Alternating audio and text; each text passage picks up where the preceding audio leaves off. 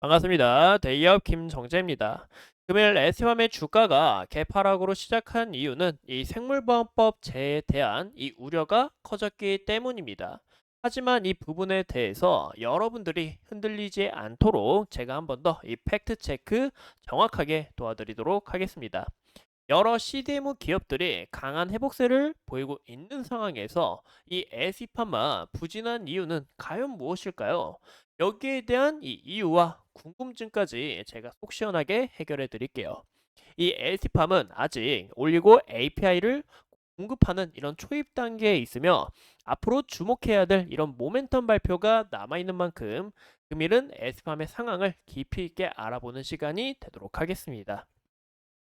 이제 저번 주 금요일 날 이제 시간외가 좀 빠졌었는데요.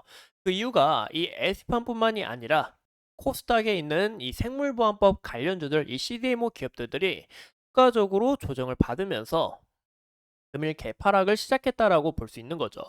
그 이유가 바로 이 국방수검법에 이 생물보험법이 포함이 되지 않았기 때문에 이런 부분에서 개파락을 시작했다라는 것과 우시 바이오로직스 이 중국 바이오 기업 같은 경우 금요일날 이런 강한 상승세가 나타나줬다라고 우리가 확인할 수 있는 거죠.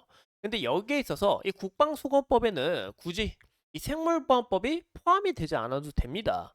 그 이유가 이 보시는 것처럼 이 국방수검법이라는 것은 국방부 예산과 관련된 법률 개정을 빠르게 진행하기 위해서 만들어진 제도로서 이 생물보안법 자체하고 연관성이 아예 없다라고 볼 수가 있는 겁니다. 그리고 현재 이미 하원을 통과했다라는 이슈, 우리가 이 에스팜에 대해서 관심이 많으시다면 제 전 영상을 보셨다면 이 내용도 많이 아실 거라 생각하는데요.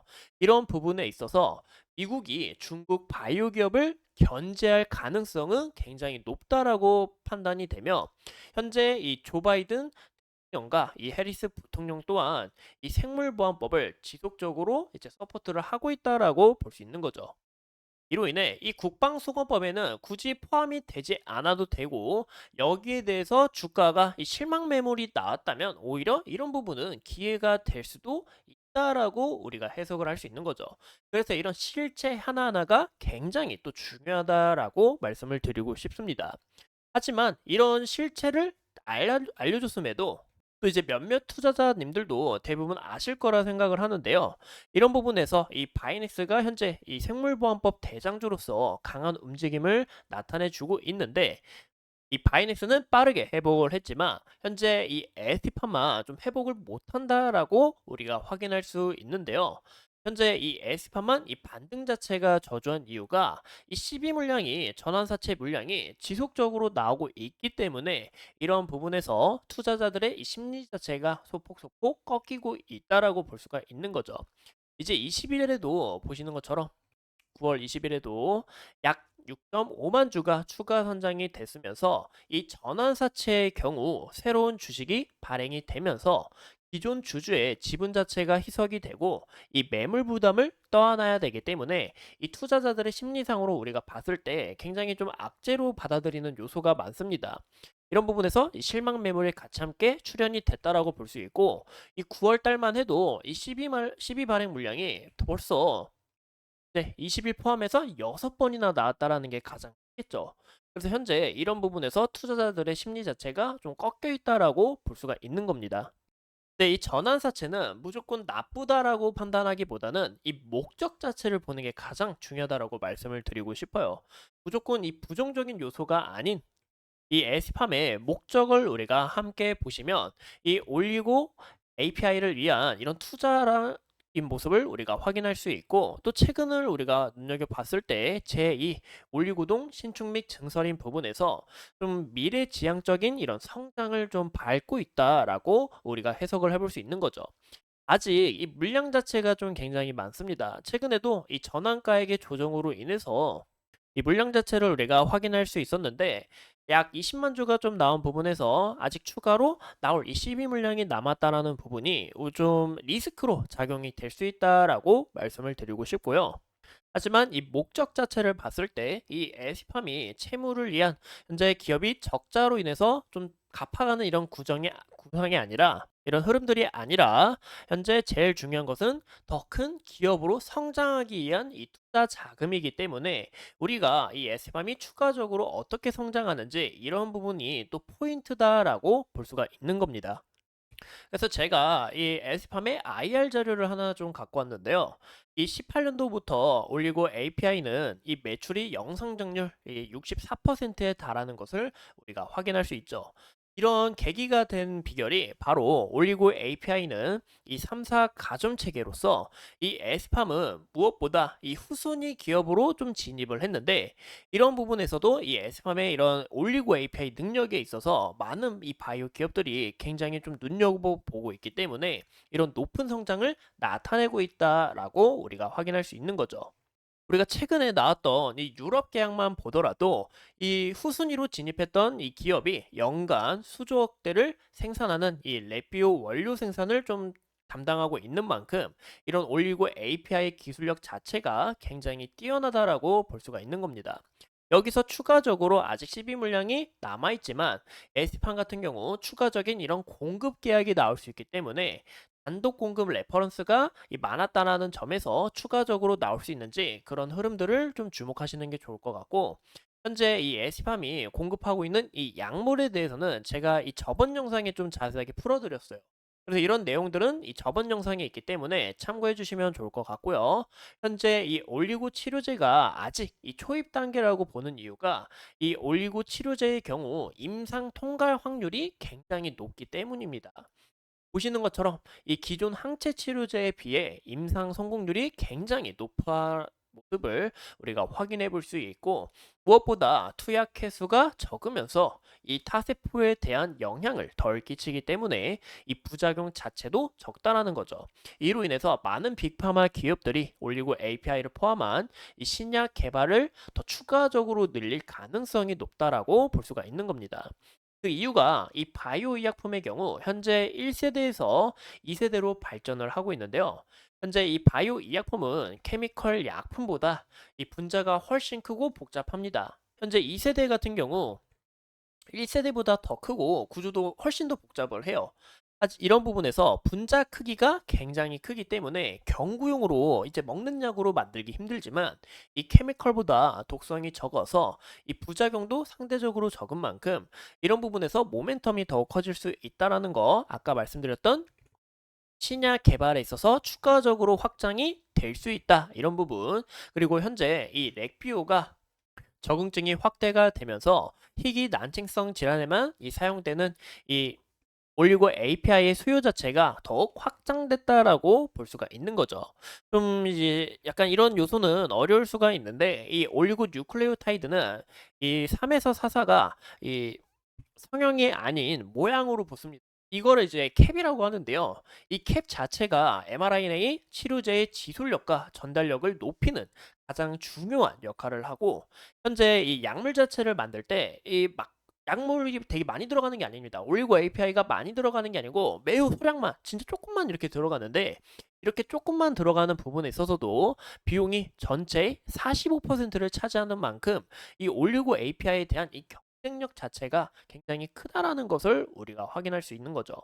이 DNA 중에 이제 mRNA로 전사를 하고 단백질이 되는 것은 여기서 3%에 불과합니다. 나머지는 이제 97%로 RNA로 전사를 하는데 이제 기존의 항체 치료제는 이 3% 한해서 치료를 할 수 있었지만 이 RNA 치료제는 97%까지 모두 다 사용이 가능하기 때문에 현재 이 RNA를 통한 올리고 API를 통한 개인 맞춤형 치료제 시장이 서서히 개척될 거다라고 전망을 하고 있는 거죠. 그래서 이런 부분에서 이 사람들의 수요도 더욱 많아질 수가 있고 이 시장 초입기 구간이다라고도 내다볼 수 있는 겁니다.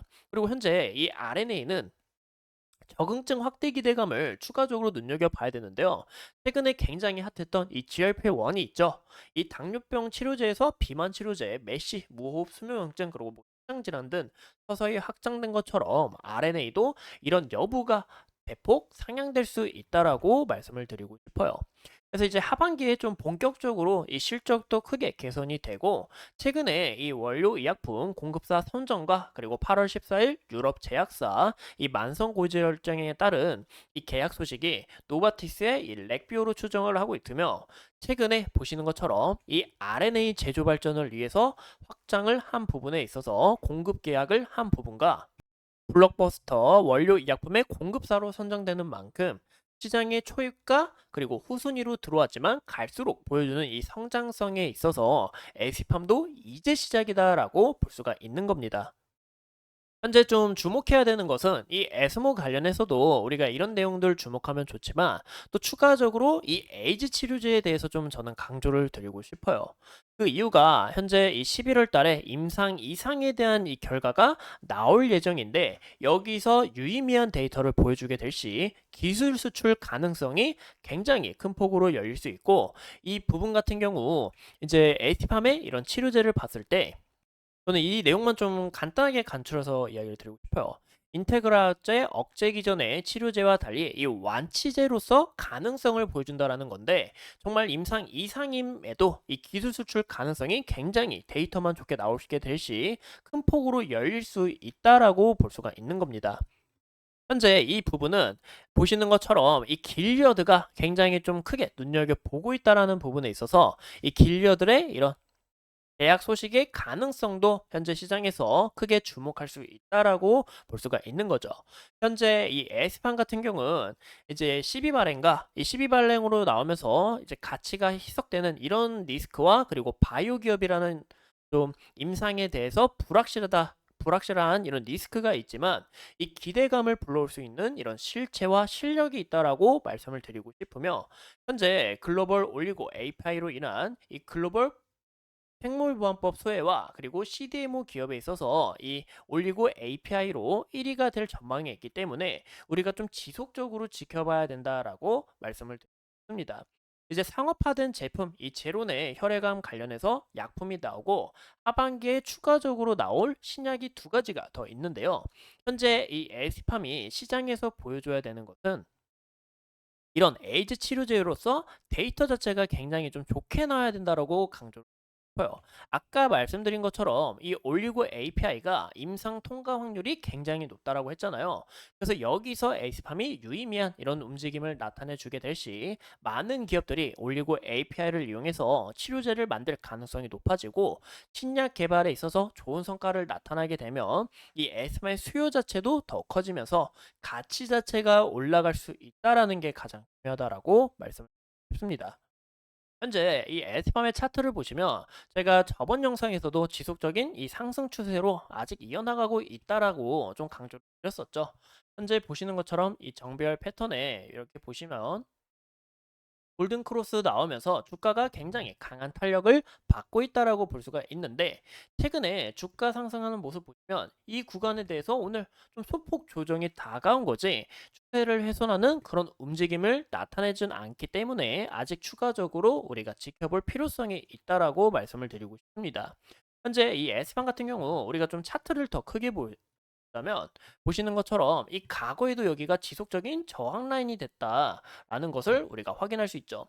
최근에 보기만 해도 보시는 것처럼 이 구간에서 윗골이 나오고 지속적으로 이 상단 부분에서 마감을 하지 못했다는 거 우리가 확인할 수 있는데 현실전도 이 물량을 소화하는 이런 움직임이다라고 우리가 해석해 볼 수 있고 최근에 이 거래 대금 상당히 터져주고 있으며 추가적으로 이 모멘텀도 굉장히 많고 2025년, 26년부터 본격적인 시작인 만큼 이 정고점을 향해 나아갈 수 있는지 이런 흐름들을 추적해야 된다라고 강조를 드리고 싶어요. 그래서 현 시점에서는 이런 상승 추세에 대한 훼손 자체가 나오지 않았다라는 거 강조를 드리고 싶고 현 시점 이 강한 저항인 만큼 이 저항 라인 돌파를 해주게 될 시 좋은 움직임을 우리가 기대해 볼 수 있다라는 거 우리가 눈여겨 봐주시는 게 가장 중요하다라고 볼 수가 있겠죠. 현재 21선에 대한 이 지지 여부 크게 훼손을 안 했는데 이 21선에 대한 우리가 지지 여부 체크해 주시는 게 좋을 것 같고, 이 S판 같은 경우 차트를 더 크게 볼 경우 최근에 이 121선 안으로 지속적으로 지지를 받아준 것을 우리가 확인할 수 있습니다. 이 변동성 자체가 굉장히 클 수밖에 없는 게 CB 물량이 지속적으로 나오다 보니까 이 변동성 자체도 굉장히 크다라는 거 우리가 확인해 볼 수 있는데요.